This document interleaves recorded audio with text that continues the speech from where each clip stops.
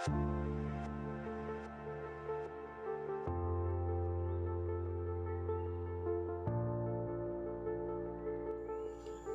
Ibu, dan saudara-saudari, jumpa lagi dengan Bapaknya Vito dalam program 5M 1D. Program 5M 1D ini bertujuan untuk mengendalikan penyebaran virus corona yang sekarang masih menjadi pandemi di seluruh dunia. M yang pertama adalah menjaga jarak yang aman dengan sekitar. Yang kedua, memakai masker bila mana beraktivitas di tempat-tempat ramai. Karena saya tidak memakai masker karena saya sekarang berada di rumah. M ketiga adalah mencuci tangan dengan sabun dan air mengalir. M keempat adalah menjauhi kerumunan. M yang kelima adalah mengurangi mobilitas yang tidak perlu. Dan yang keenam, D-nya adalah doa. Jika semua upaya terbaik itu sudah kita lakukan, marilah kita bersama-sama memanjatkan doa agar pandemi ini segera bisa kita atasi bersama. Bapak Ibu, setelah 1,5 tahun lebih anak saya melewati pembelajaran jarak jauh atau PJJ atau pembelajaran daring atau pembelajaran online, akhirnya di akhir September yang lalu anak saya bisa mengikuti yang namanya PTMT, yakni pertemuan tatap muka terbatas. Namun, demi kebaikan bersama dan atas dasar prinsip kehati-hatian, PTMT itu harus melewati protokol, harus menjalankan protokol yang telah ditetapkan. Yang pertama adalah anak atau peserta didik yang akan mengikuti pembelajaran harus dipastikan dalam keadaan sehat. Harus dalam keadaan sehat terlebih dahulu. Kalau anak mengalami gangguan kesehatan yang ringan, dia tetap bisa mengikuti pelajaran secara daring atau dalam jaringan atau secara online. Yang kedua, orang tua harus memastikan bahwa anaknya dalam keadaan sehat. Pertama, pesertanya harus sehat. Yang kedua, orang tuanya memastikan betul bahwa anak yang mau mengikuti PTMT itu dalam keadaan sehat. Lalu yang ketiga, sekolah telah menetapkan jam-jam PTMT-nya. Dan berikutnya yang keempat dan seterusnya, para siswa sebelum menjalani PTMT harus mengikuti persyaratan-persyaratan berikut ini. Antara lain, sebelum berangkat ke sekolah harus sarapan terlebih dahulu. Sebelum ke sekolah harus sarapan terlebih dahulu. Dan yang kedua, memakai masker yang berlapis dan membawa cadangan atau pengganti. Masker yang berlapis bisa dalam bentuk seperti ini. Anak saya biasanya menggunakan ini atau ini dengan ini. Lalu atau ini dengan face shield-nya, pelindung wajahnya. Lalu sesampai di sekolah dia harus mengukur suhu tubuhnya di pintu gerbang sekolah. Jika suhu tubuhnya memenuhi syarat, dia diperbolehkan untuk masuk sekolah. Lalu setelah diukur suhu tubuhnya, dia akan mencuci tangan menggunakan sabun minimal 20 detik. Nah, para murid ini yang mengikuti PTMT harus membawa air minum dan bekal makan siangnya sendiri. Jadi tidak bisa membeli di luar sekolah.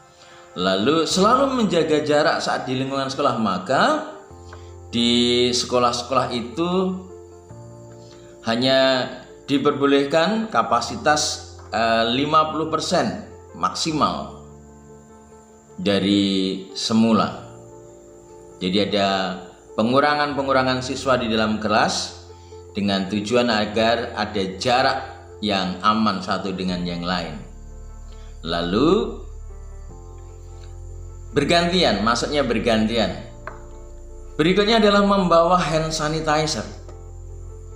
Hand sanitizer itu ada yang seperti ini, ada yang seperti ini. Ya, bergantian.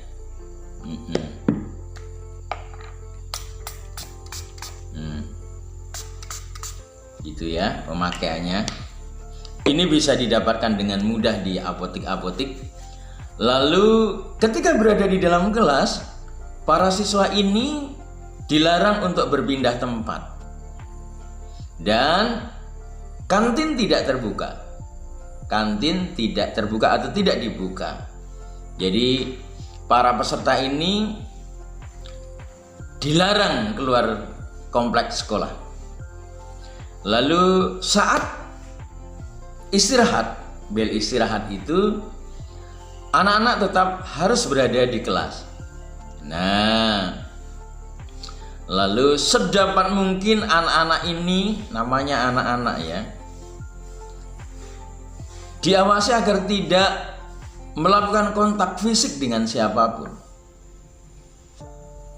Dan ini adalah perjuangan yang cukup berat bagi para guru untuk mengawasi anak-anak ini.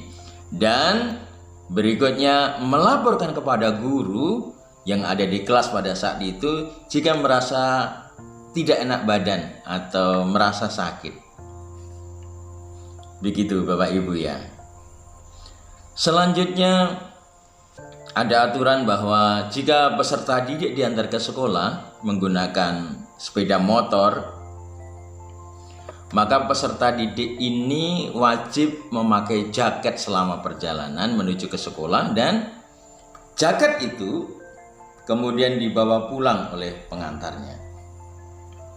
Nah, selama PTMT kantin tidak dibuka dan tidak ada aktivitas di lapangan. Jadi di sekolah anak saya itu ada lapangan luas di depan kelasnya, tidak ada aktivitas lapangan. Lalu bagaimana dengan kegiatan pembelajaran di perpustakaan dan lab komputer? Pembelajaran di perpustakaan atau di lab komputer dilakukan sesuai dengan protokol kesehatan tentunya. Nah, ada yang sederhana namun cukup membantu sebetulnya, yaitu peserta didik dilarang untuk saling meminjam alat tulis dan peralatan yang lainnya. Oleh sebab itu, sebelum mengikuti PTMT atau pertemuan tatap muka terbatas, para orang tua sangat perlu untuk mengecek kembali peralatan sekolah sebelum anak-anaknya berangkat ke sekolah. Jadi, peserta didik ini dilarang saling meminjam alat tulis dan peralatan lainnya. Nah, selesai pembelajaran, peserta didik keluar kelas langsung pulang tanpa berkerumun menuju tempat penjemputan sambil tetap menjaga jarak yang aman. Itu beberapa hal yang berkaitan dengan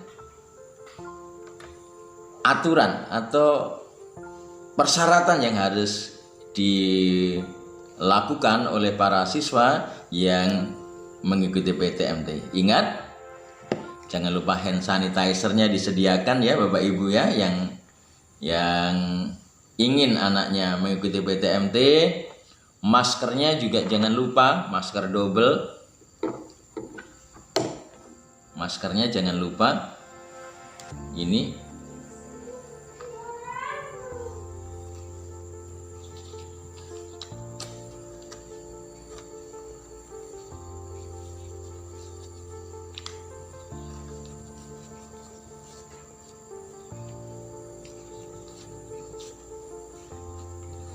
maskernya jangan lupa. Anak-anak ya itu tadi, menjadi tanggung jawab yang besar bagi para guru ketika anak-anak ini berada di sekolah untuk tetap memastikan anak-anak memakai masker. Karena saya berada di rumah, saya copot saja maskernya ini ya.